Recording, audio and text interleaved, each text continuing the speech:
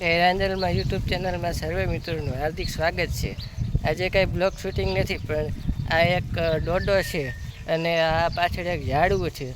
તો એમાં ઉનાળાના ગરમીના તાપમાં પશુ પક્ષીઓને ખાવાનું ન મળતું હોય તો આ ડોડો આપણે રાખીએ છીએ, જેથી કરીને ખીલખોળા અને પશુ પક્ષીઓ ખાઈ શકે. તે માટે આ ડોડો હું તમને લગાડીને બતાવીશ.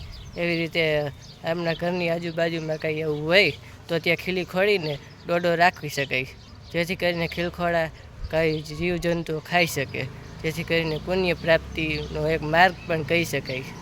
જય રાંદલમાં યુટ્યુબ ચેનલમાં સર્વે મિત્રોનું ફરી એકવાર હાર્દિક સ્વાગત છે.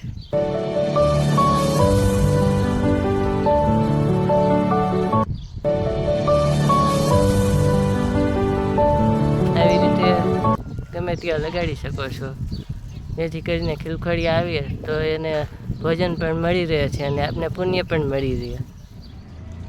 ઝાડવા ઉપર એક ખીલી ખોડી અને તેમાં એક ડોડો ફિટ કરો તો ખીલખોડી અને અન્ય જીવો પણ થોડું ઘણું પોષણ મળે તેવું ખાઈ શકે.